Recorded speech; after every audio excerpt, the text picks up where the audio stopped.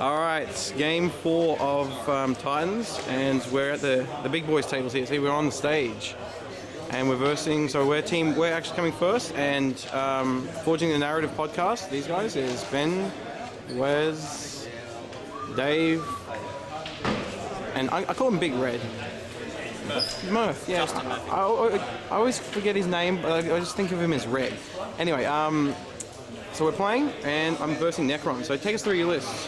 15 rates, one squad of 5, whip coils in each unit, so they drop your initiative down to 1. Got double command lords, double anti-barges, and 4 flyers reserve. Excellent. So they're just some warriors. 2 squads of warriors, 1 squad of immortals, and a doomside. Cool. And so we've got an interesting table here, a huge ruin right in the middle, and we've got my big bugs hiding in the back. So I won roll off first turn, it's night fight. I'm going to do my Yurgmals in a second, and then Ben's going to decide if he wants to seize or not. Yeah. Alright, cool. Alright, so Necrons, and just 2 objectives, so the people call it draw hammer, but I don't know, I find it fun. So I'm versing, I think his name is Benjamin Sharp, but everyone calls him Sharpie, so I'll just call him Sharpie. So Sharpie and I are playing, and I just noticed the objective wasn't actually in the Land Raider when we first started. Anyway, that's beside the point. So playing Necrons, and I'll just get into the game while I talk. So Sharpie is, I think, a really good player. He just won 2 weeks ago the RapidCon that I went to as well. And I think it was this exact same list, so I knew it was a tough army. However, this is not a typical mids list, as you've seen so far. And because there was just the 2 objectives, I was pretty confident with this type of, I guess, like with the map, or sorry, the table, big line of sight blocking thing. I could set up the turn 2 hits. I could hold 2 objectives with enough troops, or just deny enough. Yeah, I was confident of at least the draw, maybe not, maybe the win even. It really depended on the Mind Shackle Scarabs, and if I, got an unlucky fail on my landing test, and then he charges me and just Mind Shackle Scarabs me to death or something like that.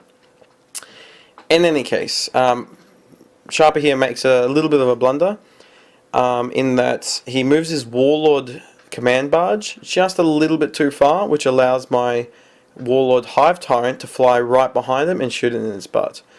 And I actually got some pretty good luck this game. So you can see here, my Morlock comes in. First one scatters completely off. Second one hits, and then got a penetrate on his Annihilation barge, and exploded it. I couldn't believe it. So I got first blood there, and I was really, really happy with that. I made you'll see, I'll talk through it, what my thinking was, but I made a big mistake. It didn't cost me the game, it was just, it was a mistake here with my Yurgmals. Anyway, here's what I'm saying about the Warlord Hive Tyrant. Straight behind his command barge, and I got a couple of pens, and I also explode the command barge when we get to the shooting here. Doom landed perfectly. Brain sucked 3 units of Wraith, or 2 units of Wraiths, and he actually rolled really badly, and so I think it killed or caused 5 wounds on each. I killed the command barge. The commander drops out. I then shoot the commander with the rest of my Gaunts and the other Hive Tyrant, and actually kill him. He, however, does stand back up, with the will be back thing. Now my Yurgmals, I should have, and I didn't, and I'll talk through why, but I should have just charged all 6 Yurgmals straight at the Annihilation Barge and killed it. It would have been a guaranteed kill, or pretty much guaranteed, with 3 attacks each at strength 5, 6 Yurgmals. However, I multi-charged 1 Wraith and the Annihilation Barge, thinking that I could kill the Annihilation Barge and then also stay in combat and not be shot at in reprisal. that was very flawed thinking, because I was going through terrain and I'd be striking initiative 1, and so he moves in, kills 3 of my Yurgmoors. I don't manage to kill the Annihilation Barge, so I've got a net gain of nothing. So, bit of a mistake there. I've learnt my lesson. Won't happen again, that type of thing. Now, I thought I made it, and Sharpie did his darndest to get the last Overlord Catacomb Barge in a gap there. I thought I made it so the gap was just small enough so he wouldn't, so he could try, but he couldn't get it. But in the end, I gave it to him, because he did manage to position it in such a way that it was 1 inch away from everything. So, again, next time, won't leave a gap so big. Now, this turn here, a little bit controversial in terms of my reaction to. He called me up on a rule, which at the time I thought was a bit annoying, but I have thought about it and slept on it, and I definitely think he was fine in standing his ground after the fact now. And so, for all you Nid players or anyone who's got flyers, declare at the start of the shooting phase if something is shooting Skyfire or not. So because I didn't do it, even though you could see that I was measuring my Hive Tyrants to make sure I was in range of his flyers, I didn't declare it, and so because I didn't declare it, they weren't Skyfire.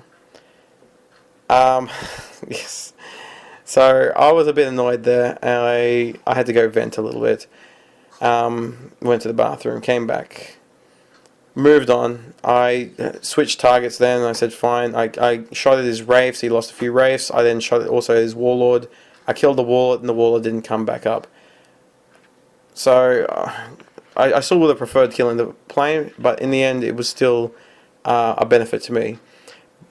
Lesson learnt though, I will always do it. Also, to anyone who else does it, make sure you do it. It's in the rulebook. Sharpie was fine in calling me on that, and I shouldn't have overreacted as I did. Anyway, one thing I think Sharpie also did a little bit wrong, he was not focusing on the Devil Gorns, which I actually think are really, really strong, because normally they die really early, and that's why they don't contribute that much. But I think they're really a really strong part of this list, and when they're pumping out 30 shots a turn, and you're not dealing with them, then there's something, I don't know, maybe the target priority is not that right, just because they can shoot, and then they can also assault and do crazy things there. In any case, just another little aside, I did post this on the forums, but we did have a little bit of a rules discussion in terms of the vertical shooting for flyers, and just like for the Necron Night Sives and things like that. So I believe, yeah, you can. It's like 22.5 degrees down or whatever. But anyway, look, it didn't make too much of a difference. He still killed 4 guys, but it was just a discussion we were having. Here, Sharpie was a bit unlucky. You can see there's a Morlock sitting on the objective there. I'm also contesting the objective down the bottom here, and he got it down to 1 wound left. His Overlord charges in, Mind Shackle Scarabs. I pass the Mind Shackle Scarabs. I then smash attack his other Overlord back, instant kill him, and so we get a draw in terms of objectives. But I got all 3 secondaries. I got Warlord, Linebreaker, and First Blood.